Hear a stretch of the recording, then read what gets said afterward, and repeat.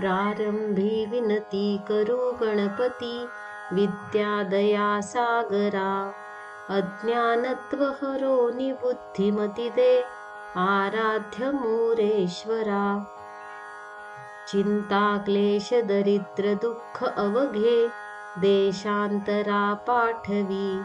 हेरंबा गणनायका गजमुखा, भक्ता बहुतोषवी। नेत्री दोन हिरे प्रकाश पसरे, अत्यंत ते साजिरे। माथा शेंदूर पाझरे वरिवरे, दुर्वांकुराचे तुरे।